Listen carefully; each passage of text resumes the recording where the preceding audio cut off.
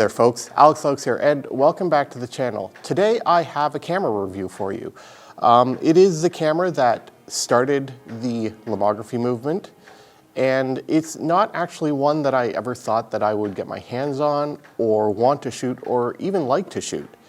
But what's interesting about this camera here, and here it is, you probably recognize it already, the Lomography LCA Plus. This is the 2005 version with the Chinese optics. And what interested me about this camera is its story.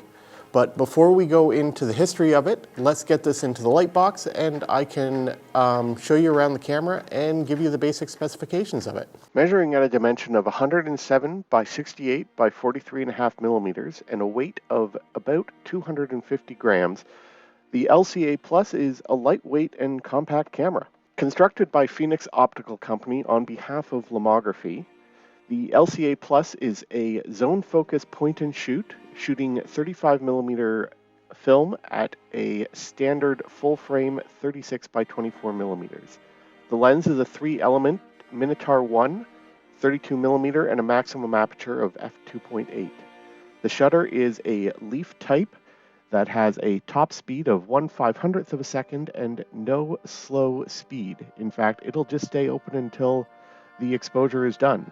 The meter is powered by a single CDS cell, and batteries are supplied by standard silver oxide. Starting in on the camera controls, on the left side from holding it, you have your focus selector, which is 4 different selections.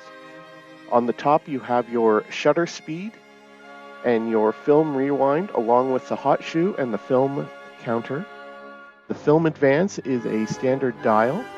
Your power switch also exposes the lens and viewfinder. A small cog on the front controls your film speed selector. Your viewfinder is just a look through, there's nothing much there. And your taking lens. On the bottom of the camera you have your multi-exposure, tripod socket, rewind release, and the batteries.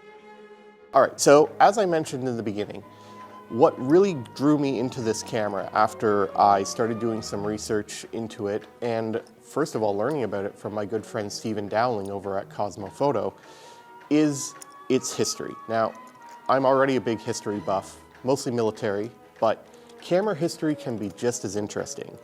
And the story of this camera starts in Japan. Camera manufacturer Cosina had produced 2 35mm aperture priority scale focus cameras called the CX1 and CX2 in the early 1980s. Well, history is a little foggy about which camera ended up on the desk of General Igor Kronsky, who was the right-hand man to the USSR's Director of Industry and Defense. He immediately picked it up and showed it to his good friend Mikhail, who was the director of LOMO, or the Leningrad Opto-Mechanical Association. And if you're familiar with Soviet cameras, you'll know the name LOMO quite well. Well, the two men thought that the CX series would make the perfect camera for the masses, a true camera of the working class, a true camera of the people. The problem is that a lot of Soviet camera technology had been lagging behind the West, despite being the 3rd largest camera manufacturer in the camera manufacturing country in the world. Most of their technology was based on 50s, 60s, even earlier technology, and hadn't really changed much. So having an electronic semi-automatic camera, especially something this small with a wicked sharp lens, would be a huge boost forward. And again, this was a camera designed specifically for the Soviet masses. Well, Mikhail immediately got to work and had his lead designer piece together a camera that looked close enough, but wasn't an exact copy, just to make sure that Cosina didn't get mad. And when they presented this to General Kronsky, Kronsky was not pleased. First of all, the design was totally different. Secondly, there wasn't really any mechanical override to the auto exposure.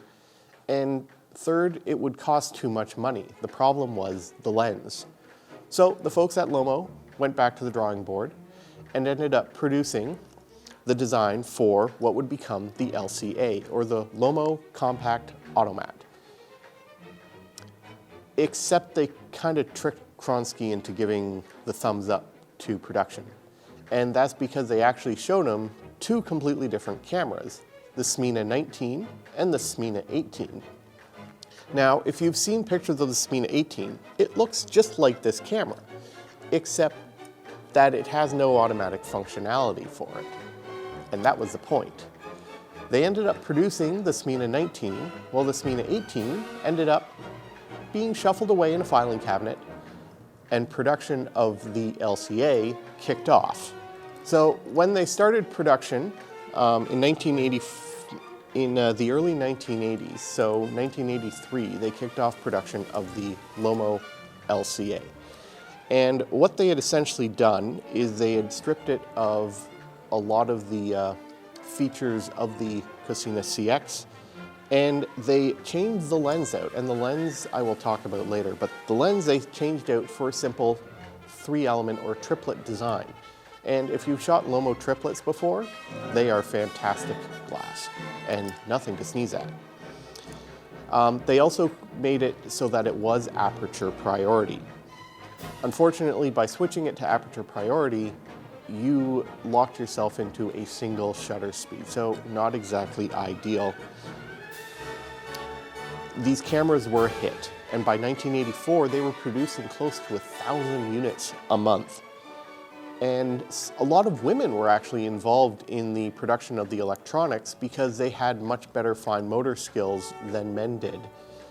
So the camera, it went everywhere. And it even found its way out of the Soviet bloc, getting into the hands of some Western countries as an export model known as the Zenith. This camera would end up documenting the last days of the Soviet Union.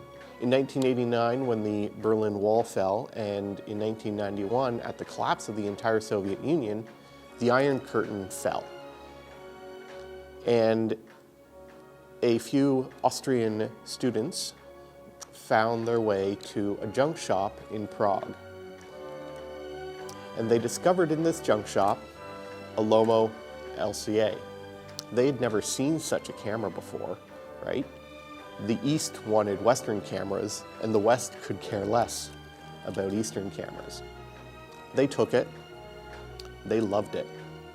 They shot holiday snaps for it. It was automatic. It did everything for them. All they really had to do was set the film speed and the focus, and the camera did the rest. It was all metal. It could fit in a pocket. Well, they thought, why don't we launch a movement about quick, no-thinking cameras that have a unique look to them? And so, latching on to the Lomo name, they started Lomography. And the Lomo factory in St. Petersburg was more than happy to keep pumping out the cameras. And Lomography, when they kicked off in 1994, took it upon themselves to get as much camera stock as they could. They would buy broken ones and they would fix it. They would buy new in-box ones and resell it. They sold the world on the LCA after the fact and in a very capitalist manner. Unfortunately, production slowed. No one wanted the LCA in any large numbers, and the market was oversaturated. You have to remember, they were making these at thousands a month. And unfortunately, by 1994, production halted. The demand for these cameras only increased, and Lomography was now working with a very limited supply. So they actually took it upon themselves and went to St. Petersburg and talked with Lomo. They also got into discussions with none other than our good friend Vladimir Putin. And they decided to restart production in 1997 with an updated version. The updated version used the same optics, same basic overall design, except that they switched the scale to the standard ASA or ISO, and they added a standard thread mount in the shutter release. That production continued until 2005. And a lot of the people who worked on the 1997 version of the LCA were some of the original workers who, unfortunately, by 2005 were starting to die, could no longer work, got sick. History marches on. But in true lomography fashion, they managed to secure the designs, they updated them again, and restarted production in China. And that is where the LCA Plus comes in. All right, so this camera does in fact live up to the name and the overall ethos behind the lomography movement. It's small, it's pocketable, you don't have to do much thinking, and it's plastic. This is, as I mentioned, is the 2005 version, so it's no longer a metal camera at this point. It's built out of plastic. So, but surprisingly for a plastic camera, it has a good amount of heft in your hand. You have this lovely wrist strap that allows you to just hold the camera, swing it up, point, shoot. Nice and easy. You have the power switch at the bottom, which also opens up the lens. Now, they actually produced a few different versions of this lens. Mine is indeed the Chinese version of it, of the Minotaur 1, which, according to Lomography, is about 95% of what the original Russian triplet lens is. You can buy these new with Russian glass, but you do pay a premium for them. And this camera itself is a premium product, and I'll get into that a little bit later. Loading the film is really where I find the weak point of it, and that's here in the release point. Now, it is metal, but it just feels really flimsy in your hand, so I just like to give it a gentle tug to load it up. And then it's just a standard load in the one side across to the take-up spool, wind, click to load it up. It's incredibly small in the hand, but isn't too small. The one thing that you do have to watch out for is the electric eye up here. Now, when I was out shooting this, and you've been seeing some of the images, I actually lost several images because of light coming in at a weird angle and throwing off the exposure, or my own hand nearby that was also covering up and causing it to overexpose. There's nothing manual about this camera other than the focus, and generally I just keep the focus down here at the infinity point unless I can sort of know where I need to focus. And again, it's really guesswork. And if you're outside, you really just have to set it to infinity unless you're shooting portraits of people. It is in meters on this, so just so that you Imperial folks know. And you have focus stops at 3 meters, 1.5 meters, and 80 centimeters. So fairly decent close focus. Film speeds range from 100 all the way up to 1600. So a decent amount of film speeds available for you. Not a lot compared to other cameras, but again, you're looking at the Lomography crowd, so they really aren't shooting anything super slow or super fast. So 100 to 1600 is more than enough. It's super small. You can fit this in your pocket without any sort of problems. The batteries last a long time. It has a standard cable release in there, so if you are doing long exposure tripod work, you can. And the best part is that this camera does have an amazing shutter speed range and a decent aperture range. But what really makes this camera is indeed the lens. This lens is a 3-element lens, so don't expect the best performance out of it, but don't expect crap performance out of it either. The lens itself offers up rich, saturated colors, especially if you're cross-processing slide film. And even in black and white film, you will up that contrast. There is some vignetting and fall off at the corners at every aperture, but it only adds to the charm of this camera. Now, don't expect perfect operations from this. I've noticed that mine does have frame spacing issues. It's not consistent. And again, that light meter doesn't always work properly, especially if there's some off-axis light that is confusing it. So the nice thing is it does have a hot shoe, which means you can mount an external rangefinder. Unfortunately, a meter on it is useless because there is no manual override on this. Now, Lomography on the 2005 also included on the bottom your multi-exposure switch. So that means you just throw that and the film itself won't actually advance to the next frame. It'll simply cock the shutter and then you can take a second exposure. It also adds on the side here, it adds accessory rails, so you can add special effects things, and you can even remove the back and put an Instax mini back on it because Lomography is like that. The camera does require a battery. Thankfully, the batteries are fairly easy to purchase. And the nice thing is that when you go to take the picture, a light will appear in your viewfinder. That indicates that there's enough juice to actually fire the shutter and meter the exposure. Like I said earlier, the LCA is not for everyone. It is a premium product. The 2005 base model with the Chinese optics is still over $600 Canadian new, and used they're still running between $200 to $300. Now, if you don't want to buy the cheap plastic ones, you can still find online from Eastern European, Ukrainian, Polish, Russian resellers new old stock of original LCAs.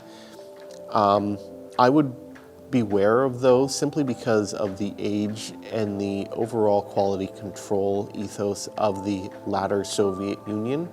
They can die, and unfortunately there isn't really anyone to fix them. You might be able to get Lomography to fix it, but I don't know if they're actually still doing that. I'm glad I have this. I didn't pay anything for mine. It showed up at my doorstep. So I'm fairly lucky in regards to that. Would I like an original LCA? Eventually, if I find one for the right price, but unfortunately these days, such cameras are just going up in value. So that's it for me. I hope you enjoyed this video. If you're interested in the LCA, definitely go and check out the Lomography site. If you have a store in your city, by all means, you can do that and see if they're able to. If you're in the Toronto area, by all means, shoot me a line and I'll loan this to you. I might even throw in a roll of film if I have one available. So that's it. If you're new to the channel, please hit subscribe and ring the bell notification icons. I upload about 2 videos a month, sometimes 3, depending on how I'm feeling. And give me a like and leave a comment below. Have you shot the original LCA or do you own the LCA Plus? And have you tried the 120 version or even the wide angle lens version of this that Lomography released? Leave a comment below, and as always, have a great day, stay safe, shoot film, stay positive.